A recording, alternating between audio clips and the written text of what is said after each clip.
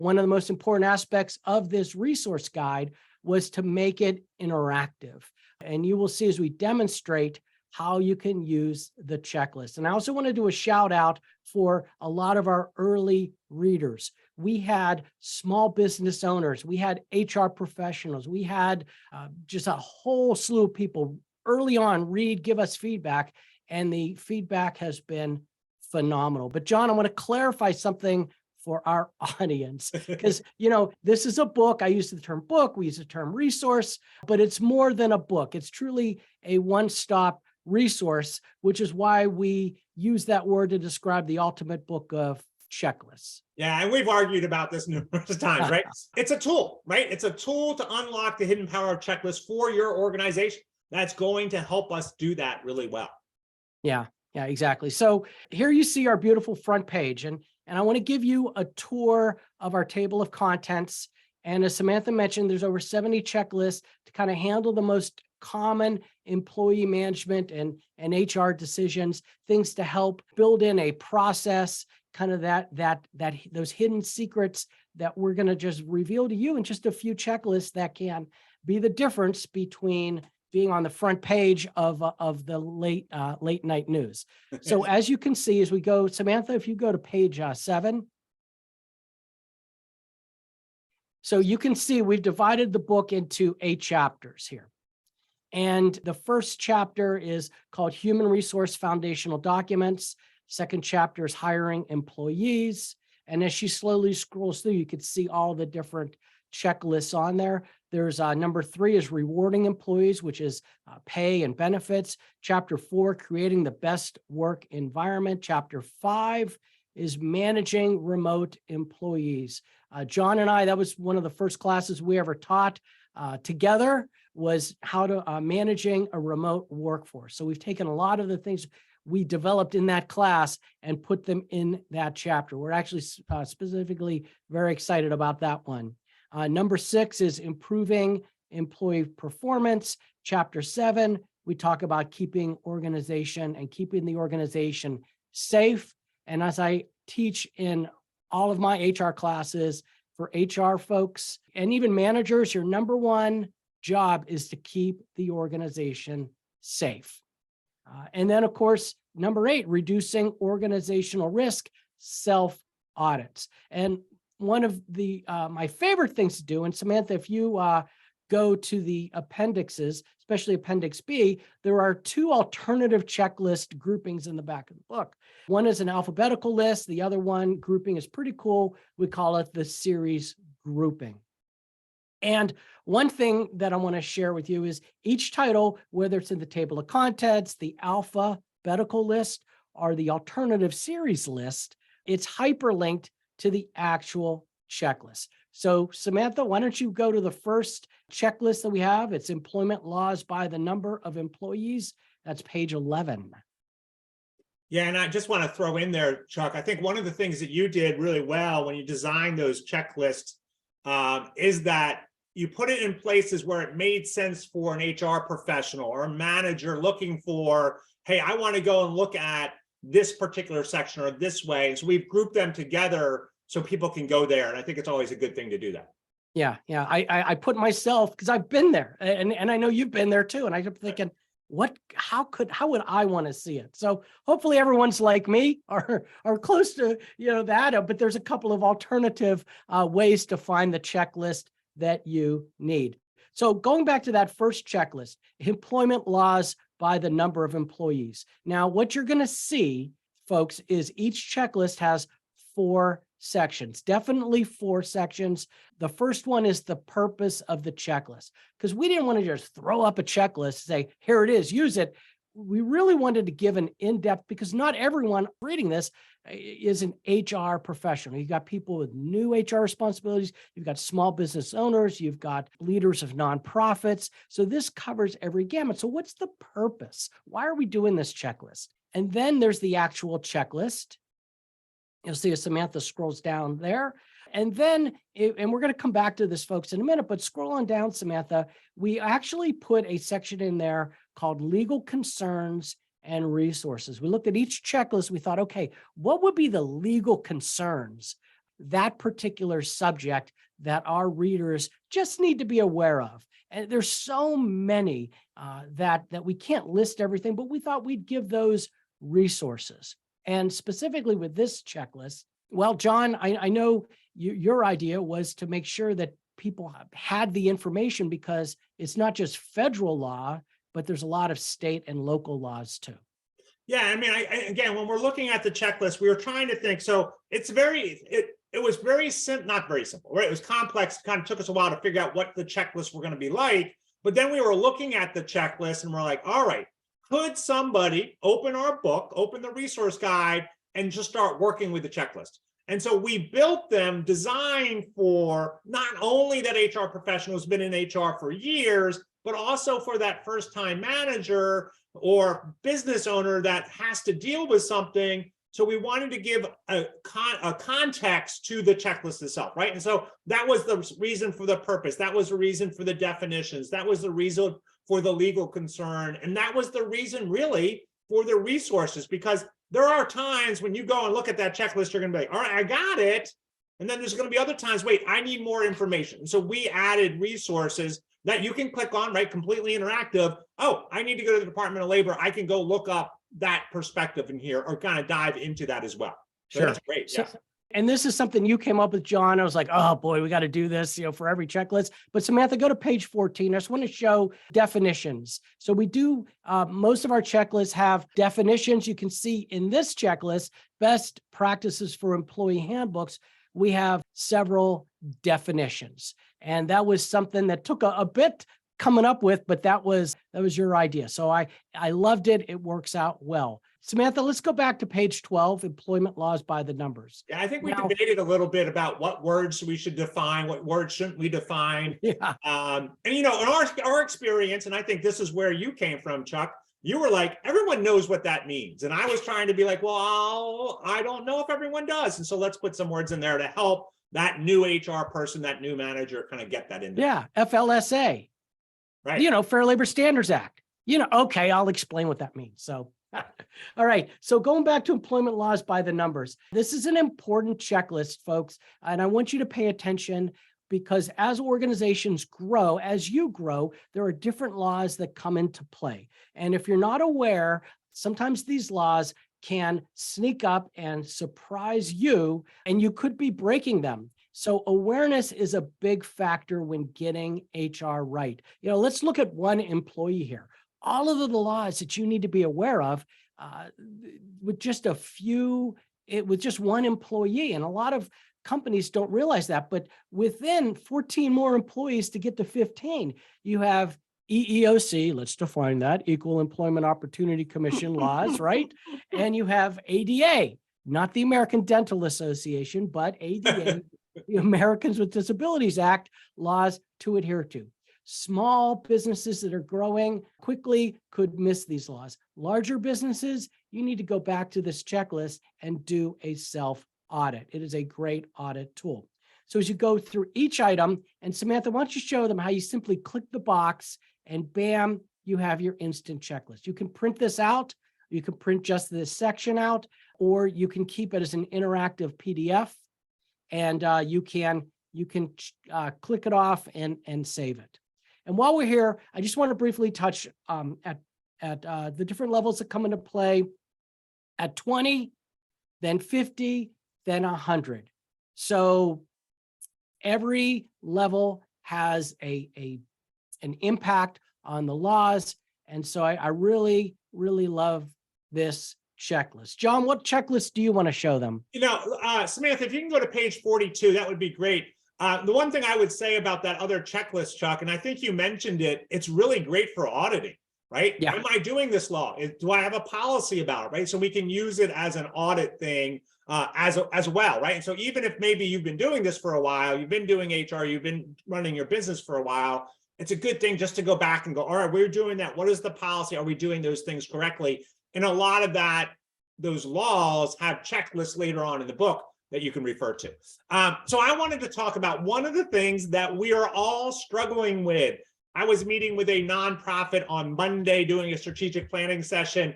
And one of the things they said is, they're having troubles with their workforce and getting enough people to do what needs to be done. They want to expand. They want to get a bigger, not have a bigger footprint in the, I'm in Tennessee, in the Tennessee area, but they can't do that if the workforce isn't going to allow them.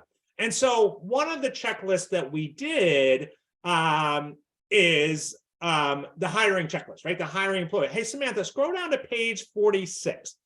And as she's doing this, she's going to do this a little, not too fast, but she's going to do it right. And so we're going to go through, sorry, Samantha.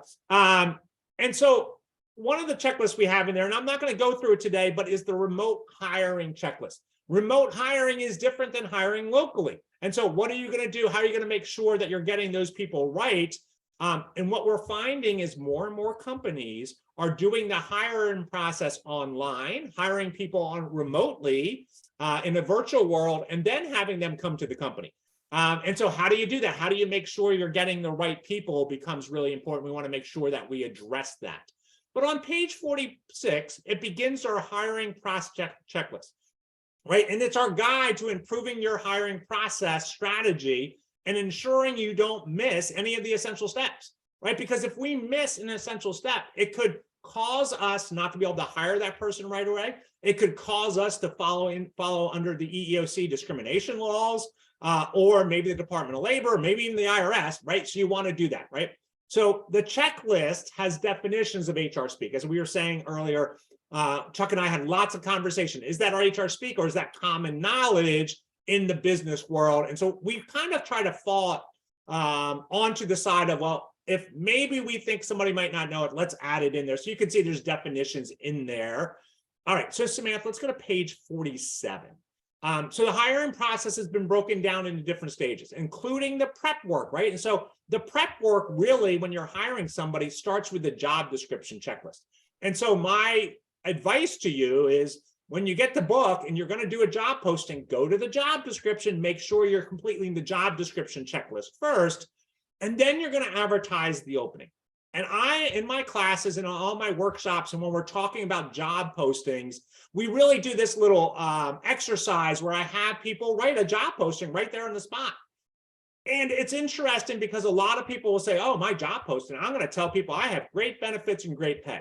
Sure, important, but really that job posting is a mini marketing for your company, right? It's the mini marketing brand. It's a marketing segment for your company that you're going to get out there, right? And it really should answer this question. Why should that candidate work for you? Why should that candidate work for you? It's no longer enough to have good pay and benefits. We know that, right? We have good pay and benefits, and we're still not finding enough people. People are looking for flexibility, and they're looking for purposes when they're hiring their job. They want to work for a company they're going to feel good about, that has the flexibility they need, right? And so then the next step is the reviewing the resume and applications to see if the right experience compared to the job description. Again, job description plays a role out there.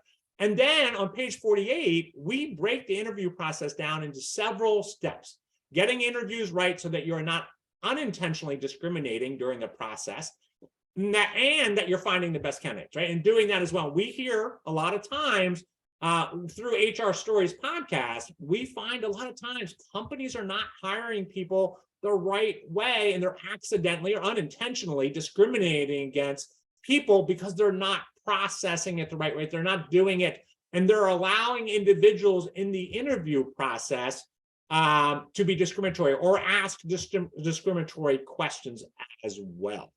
And so I've been talking to, Chuck and I travel the country, and we talk to HR directors, HR managers, and recruiters. And they all agree when it comes to the interview process, you should be asking behavioral and situational questions. These questions are those questions that start with, tell me a time, give me an example, describe to me, right? We should be asking those questions on there to make sure they are fit for your organization. That's the fourth item on the checklist, right? You can see it on page 48, it's right there. Now, as we go to page 49, you can see we finished making sure that you have the proper instructions to hire the candidate, including things like, are you going to do background checks? Are you going to do drug tests? How are you going to do those and make sure that you have that in there as well? Hey, Samantha, is it possible you could scroll down to page 52? I would just want to show them. And I got to say, I am so excited that these things are included in the checklist, we put in there two questions, right? We put in two lists. One was the top 30 questions to avoid, and what are the top 30 questions you should ask? And this will allow you and give you some ideas of what questions you should ask, which questions you need to avoid. I was saying to my class yesterday, I was doing a workshop yesterday with people that were new to HR, and I said to them that one of the worst questions you can ask is, tell me a little bit about yourself, right? We all use it, but you may hear them say, oh, I'm a single dad, I have 2 kids, I live in this neighborhood. And if you decide not to hire that person for those reasons, that could be considered discriminatory. And so being very careful, not only what you're going to ask, but maybe the hiring manager, maybe the staff that's going to interview that person. Do they know what to ask? Now you can just print the list out and give it to that hiring manager, give it to that staff member, and now they have that on there as well. So Chuck, where do you want to go next? Sure. So John, when we talk about, obviously we're launching our book today, folks, but we're also talking about the hidden power behind successful businesses. To have processes in place to avoid making mistakes is great, but sometimes things happen that you don't expect. And the key to success is being prepared, knowing what to do when things happen. That is so important. Yeah, right. And so what are you talking about, Chuck? I mean, we're perfect, right? Everything goes well, right? Yeah. Yeah, tell us Samantha, go to page 141. And those of my, and I see some names here, some names I definitely know, some HR folks, people I've worked with in the past. Some people love doing investigations, John, and some people don't. And I'm talking about investigations. Anyone that has that top HR responsibility, any small business without any HR support will at some point need to conduct a workplace investigation for any variety of reasons. And the way you conduct that investigation could play a huge factor down the line. Say, for example, it ends up in court. Like I said earlier, you can't remember everything, and you want to be consistent. And at times, emotions can be running hot. So we created a workplace investigation checklist that I have personally used over the years, and it is to help keep organized and you follow a step-by-step approach. So just some quick basics. I know I know we don't have a lot of time, but Samantha, go to page 142. So when you do just an overall workplace investigation, there are 5 areas you need to consider. And in those 5 areas, number 1, you have to define the scope of the investigation. Have a plan. Don't just, run right out and I'm going to investigate. You really need to define some of these things. What's being investigated? Why are they being investigated? Then number 2, notify the employee under investigation. There are several ways to do that. There are several strategies with that, but we have those listed here. Number 3, you need to select an investigator. Maybe it's you, maybe it's someone else, a third-party neutral, but that is extremely important, as well as understand the interview dynamics when it comes to an investigation. And then finally, you have to wrap things up. A lot of times people forget about number 5, that wrapping things up. What is it? Documenting everything and making sure everyone is on the same page. That's a big one when it comes down to, I call it a message in the bottle, John, so that we may not be around 1 month, 1 year, 10 years from now, but if that ever has to come up, someone could just open up that message in the bottle and see all the documentation of what occurred. Yeah, and I know you do this, right? You've done this as a consultant a lot of times, come in and done that investigation, and this checklist is built on your experiences on there. But I know you and I had that conversation. It is a lot to remember, right? And so being able to go back to and not going, oh, I remember. I think a lot of times we as humans go, oh, I remember the process. And we sometimes forget, right? We forget, and then we forget an important step. And so again, the checklist grounds us. In this case, investigation, it grounds us. Oh, I got to remember to do that. Oh, I got to think about that, right? And so again, it gets us in there. So we're not spending our energy and our mind muscle on trying to remember everything. we have a checklist to go back. And so now we can spend our mind muscle on the actual investigation. So really Yeah. good, Chuck. I love that. Yeah, absolutely. And look, I know we need to wrap up here, but I just indulge me just a minute here. All right. Just a minute. I want to share that having that plan is key. And I know there's a lot of people on this call today and in this webinar, but having an employee come in and sit and you're sitting thinking, oh man, I have to do an investigation. It doesn't happen that often. Having that plan is key to a successful investigation. And there is a specific type of investigation, like a sexual harassment investigation, that the EEOC, the Equal Employment Opportunity Commission, is going to want to see exactly what steps you took to handle the complaint. And you cannot miss a beat here. And that is why we went one step further and we created a special section on investigating a harassment complaint. So folks, I know we're running out. I just want to share, Samantha, go to page 133.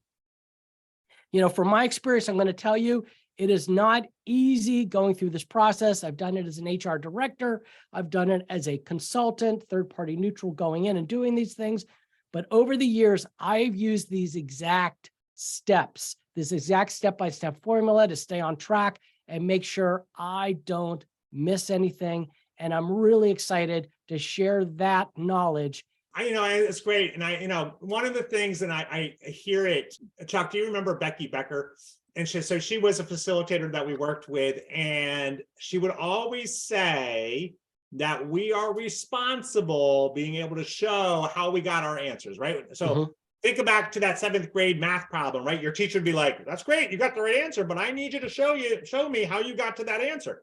The same is for the EEOC investigations. The same is for making sure that when we're doing our work, we're documenting. Again, documentation and consistency are two most important things when it comes to employment management practices, getting those right.